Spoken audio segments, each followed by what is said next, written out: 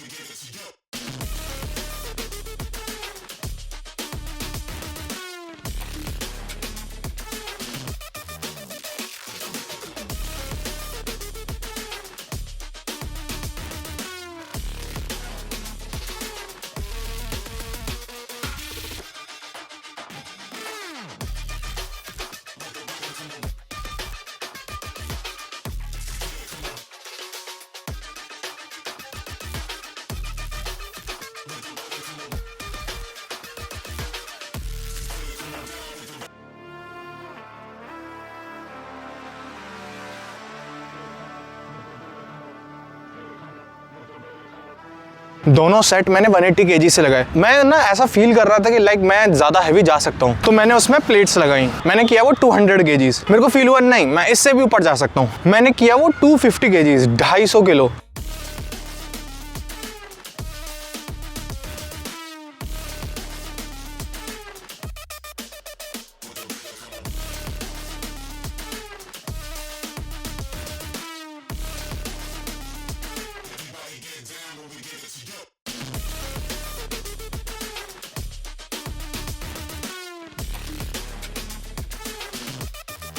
पता है, उसके बाद भी मेरे को फील हो रहा था मैं इससे ऊपर भी जा सकता हूँ, बट आई वाज लाइक नहीं एनटीसी, थोड़ा देख के, कोई बात नहीं, ऊपर जा भी सकते, पहले इसे कर लेते हैं। और मैं ऐसा इसलिए बोल रहा हूँ, लास्ट ही हफ्ते में मैंने 140 kg किया था, वहां से 250 kg। और पता है 250 kg पे भी मेरे को लग रहा था मैं इससे ऊपर जा सकता हूँ, बट मैंने फिर 250 kg ही करना ही सही समझा कि नहीं, पहले इतना कर लेते हैं। और वो काफी स्मूथली हुआ 250 kg भी। उसके बाद ये नहीं है मैं पागलों की तरह यार इतना हो गया और ऊपर करते, क्योंकि मैं किसी को तो चेज कर नहीं रहा हूँ कि उससे ज्यादा करना है, उससे ज्यादा वेट करना, मैं अपने आप को ही चेज कर रहा हूँ। तो मेरे लिए तो भाई 90 kg आगे बढ़ना बहुत बड़ी बात है भाई। और मैंने हैक स्क्वाट में भी मैं आज 60 kg किया था, लास्ट टाइम 50 किया था।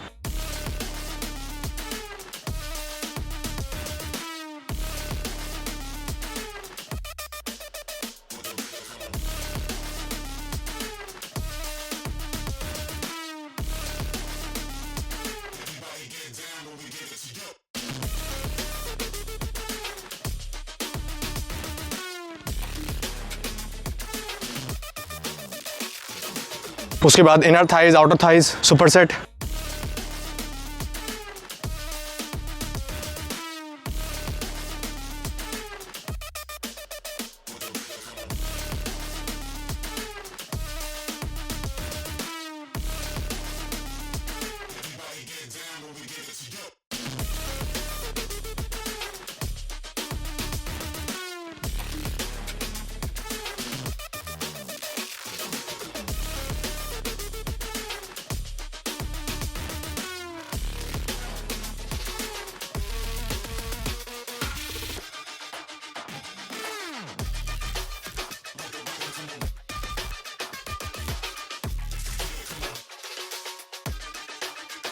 और उसके बाद मैंने, क्योंकि मैं लेग्स में सिर्फ और सिर्फ एक ही शोल्डर की एक्सरसाइज करता हूँ, ओवरहेड डंबल प्रेस, और उसमें मैंने लास्ट टाइम 15 kg किया था। इस बार मैंने किया 20 kg से। और 20 kg से तब मैं कर रहा था ना, तुम देख सकते हो, शायद 10 रेप्स निकाले थे मैंने।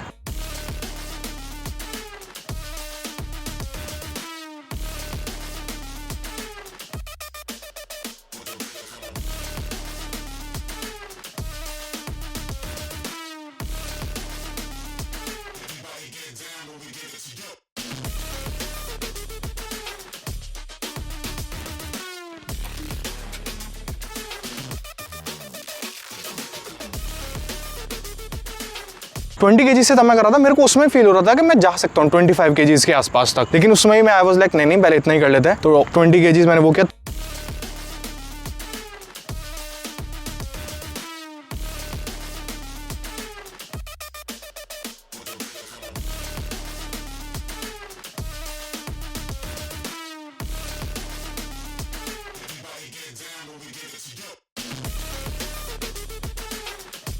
तो भाई बहुत प्रोग्रेस है और मैं काफी खुश हूँ उस प्रोग्रेस से। अब पता है, अगर मैं नॉर्मली देखता हूँ तो कुछ लोग बोल सकते हैं कि भाई ये इतनी ज्यादा जल्दी प्रोग्रेस कैसे हो रही है, तुम बिगिनर हो, तुम्हें बस 10-15 दिन हुए हैं करते हुए, तुम लेग प्रेस में सीधा 250 kg जा रहे हो, इतना ज्यादा हैवी बेंच कर रहे हो, 60 kg से मैंने बेंच किया था, उससे भी ऊपर जा सकता था मैंने, बट उतना ही किया मैंने। शोल्डर प्रेस कर रहा हूँ मैं 20 kg से, तो तुम बोल सकते हो कि इतनी जल्दी इतना वेट कैसे बढ़ गया। तो देखो मैं सिंपल सी बात बताता हूँ, मैंने ना आज से 4-5 साल पहले भी मैं जिम करता था, मैंने ये टाइम पीरियड मैंने छोड़ दिया था क्योंकि मैं काम में बहुत ज्यादा बिजी हो गया था। तो ये जो मसल्स है ना, ये जो पुरानी वाली मसल्स थी, सिर्फ और सिर्फ मैं पुरानी स्ट्रेंथ पे ही वापस जा रहा हूँ अभी, इसलिए मैं इतनी जल्दी प्रोग्रेस कर रहा हूँ। क्योंकि मसल्स तो है ना, मसल मेमोरी तो है मेरे अंदर, क्योंकि मैंने पहले भी एक्सरसाइजेस वगैरह काफी किया है, मैंने रनिंग जॉगिंग एक्सरसाइज बहुत किए हैं बहुत, तो वो मसल मेमोरी किक इन हो रही है मेरे अंदर, इसलिए इतनी जल्दी प्रोग्रेस हो रही है। मैं जितना पहले था ना, जितना मेरा स्कूल डेज में, कॉलेज डेज में, उस रेंज में मैं पहुंचने वाला हूँ। अभी तो खैर टाइम लगेगा, मेरे को पता है, मैं पता है जितना पहले था उस नॉर्मल रेंज में पहुंचने में मेरे को जितना लगता है, जैसा मैंने जब मैं चैलेंज स्टार्ट कर रहा था, स्टार्टिंग में ही मैंने बताया था ये बात कि मेरे को शायद 3 से 4 महीने लगेंगे जो मेरी पुरानी स्ट्रेंथ थी वहां तक पहुंचने में। तो अभी तो ये 20 दिन ही हुए हैं, मे बी शायद थोड़ा जल्दी पहुंच जाऊं, बट हाँ 3 महीने तो कहीं नहीं गए, क्योंकि मेरी पहले की जो स्ट्रेंथ थी वो भी पहले की स्ट्रेंथ भी बहुत ज्यादा थी। तो उस हिसाब से वहां तक पहुंचने में फिर उसे मेरे को क्रॉस भी करना मेरे दिमाग में है, जितनी मेरी पहली स्ट्रेंथ थी उससे आगे जाना है, मेरे को आगे पुश करना अपनी बॉडी को। तो पहले तो मैं वहीं मेंटेन पे जाऊं,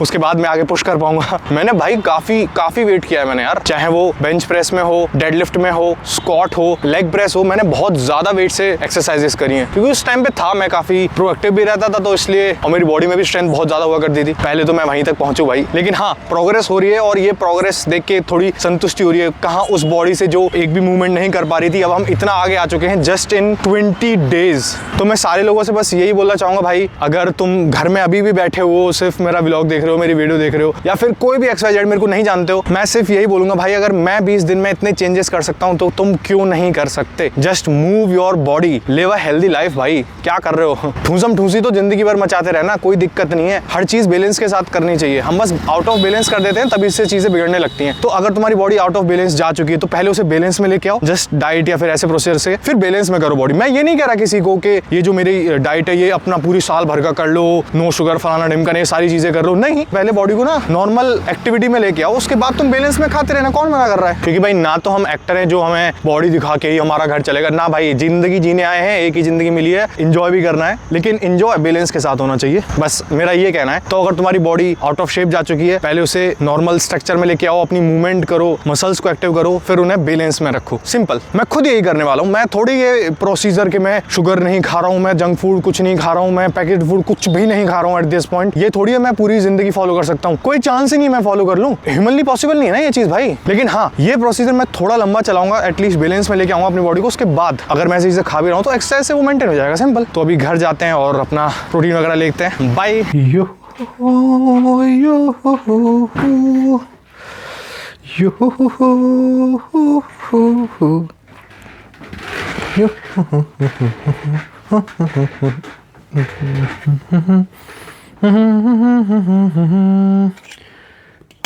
वाह भाई, कैमरा भाई, इसके अलग नशे रहते हैं। यस यो भाई लोग, इट इज डिनर टाइम और हम लोग डिनर में ले रहे हैं sauté paneer, Shimla and corn अलग अलग। हाँ भाई, कभी कभी ऐसे भी खा लेना चाहिए पनीर, ये भी तुम ट्राई कर सकते हो, इतना इसमें कुछ है नहीं। ये सॉटे करें दही में पनीर, और इसमें ना कोई टेस्ट नहीं है, पनीर टेस्टलेस है बिल्कुल। तो शिमला मिर्च को तुम ऐसे करके, और जैसे काइंड ऑफ पनीर टिक्का खाते हैं ना, वैसे करके तुम खाओ, मज़ेदार। आहा, क्रेजी। प्रोटीन का प्रोटीन, टेस्ट का टेस्ट। भाई डाइटिंग करो तो ऐसे ही करो। आहा भाई साहब, कॉर्न क्या लग रहे हैं।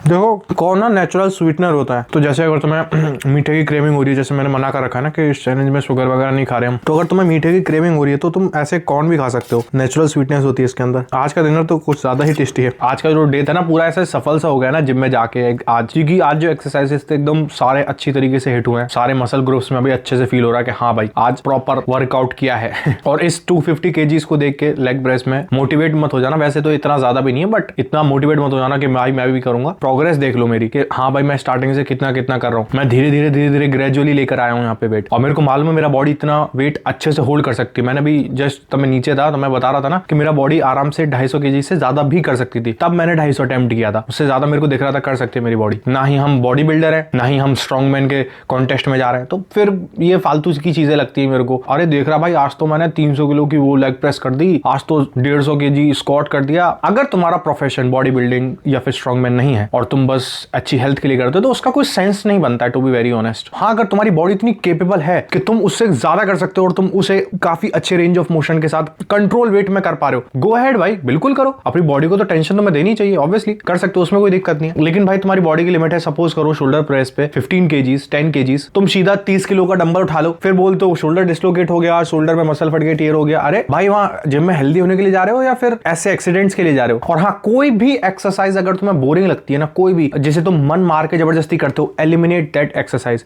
वो एक्सरसाइज इतना अच्छा नहीं करेगी, वो जितना बुरा कर देगी, ठीक है, सिंपल सी बात है। मेरा ये हमेशा फिनोमेना रहता है, कोई भी एक ऐसी एक्सरसाइज जो तुम्हें मतलब करते हुए एक अच्छी फीलिंग नहीं आ रही है और उसका सब्स्टिट्यूट है, छोड़ो उसे, दूसरी कर लो। तो एक पर्टिकुलर मसल ग्रुप की कम से कम 200 एक्सरसाइज होती है भाई, कुछ और कर लो। बाइसेप की इतनी सारी एक्सरसाइज होती है। अगर सपोज करो तुम्हें डंबल कर्ल में फील नहीं आ रहा है, तुम्हारा मन नहीं लग रहा है, कुछ और कर लो, प्रीचर कर्ल कर लो, केबल से कर लो, बारबेल से कर लो, कुछ भी करो भाई, कुछ भी डेरिवेशन, कुछ भी उसका चेंजेस ले आओ अगर तुम्हें वो बोरिंग लग रहा है, क्योंकि ये एक लॉन्ग गेम होता है। इट इज नॉट कि तुम एक महीने में एकदम ये चिजल बैग एप्स आर्नोल्ड बन गए हो, तुम ऐसा नहीं है। तो लॉन्ग टर्म तुम तभी सस्टेन कर सकते हो तब तुम एक ऐसी एक्सरसाइज कर रहे हो जिसे तुम पूरे जॉय के साथ पूरे मन से कर सकते हो। वैसे तो ये चैनल फिटनेस चैनल है नहीं, बट हाँ जितना मेरे को एक्सपीरियंस है फिटनेस के बारे में, हेल्थ के बारे में, वो मैं बस तुमसे शेयर कर रहा हूँ एज अ भाई। खैर ये सब बातें तो चलती रहेंगी। अभी मेरे को ऑफिस का काम करना है और ब्लैक क्लोवर वाली वीडियो अभी भी शूट नहीं हुई है, आई नो करना है, डालना है मुझे, बट अभी क्या करें भाई, काम ही इतना है। ऑफिस से आने के बाद जिम से आने के बाद अभी ऑफिस का काम मेरे को करना है। अभी देखता हूँ जैसे ही मैं ऑफिस का काम करते ही फ्री होऊंगा, सबसे पहले मैं वीडियो शूट करने वाला हूँ ब्लैक क्लोवर की, क्योंकि शूट होने के बाद ही एडिट होगी, पहले तो शूट ही नहीं हो रही अभी, तो वो करूंगा मैं शूट, और शॉर्ट वगैरह करना है। तो चलो मस्त अपना खाना खाते हुए ऑफिस का काम करते हैं और मिलते हैं रात को अपने लुकिज्म रिकैप के साथ कि मैंने कितना बड़ा लुकिज्म। बाय यो भाई लोग। अभी करंटली 2:47 हो रहे हैं 21 के, मतलब हमारा डे 20 खत्म हो चुका है और मैं सिर्फ ऑफिस का ही काम कर रहा था, उसमें ही इतना टाइम हो चुका है।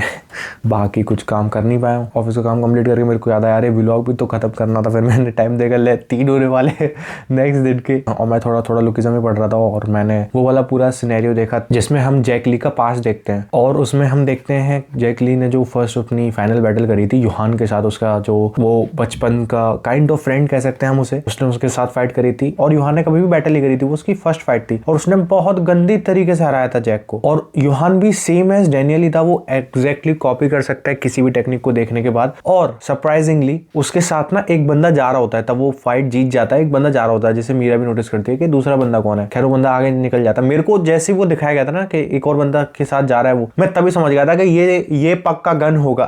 फिर आगे जाके पूरी स्टोरी में उसकी माँ की आईसाइट चली जाती है ना, उसकी माँ काट रही होती है, उसकी माँ को लग रहा होता है कि वो जैक के बाल काट रही होती है, बल्कि वो उसका बेटा ही होता है। तो बेटा वो उसका बाहर जब जाके निकलता है तब फाइनली हमें दिखाया जाता है दूसरा बंदा कौन था, वो गन ही था। और गन उससे बोलता है कि अब हमें बिग 4 क्रूज को एक साथ लाना है, हॉट डॉग हेड। मेरे को ये बिग 4 का समझ में नहीं आ रहा है, इतनी देर से ये एक बार पहले भी शायद लाया गया था बिग 4, अब गन ने भी इससे बोला है कि बिग 4 को साथ में लाना है ये वो। और ये हमारा यूहान ये बोल रहा होता है गन से कि मैं ही तुम्हारा सक्सेसर बनूंगा। और हाँ, बिग 4 सिर्फ यही नहीं, आगे जाके तब वो पूरा पिकनिक वाला सिनेरियो होता है ना, ये लोग जब पिकनिक जाते हैं 150 चैप्टर अराउंड, तो वहां पे भी सेम सिनेरियो आता है। डीजी तब वहां से निकल रहा होता है, डीजी डैनियल से भी बोलता है कि तुम्हें मुझसे बात करनी है ना, सबसे पहले तुम बिग 4 क्रू को साथ में लेके आओ, उसके बाद बात करते हैं, और तुम स्कूल में हो तुम्हारे लिए इजी भी होगा करना।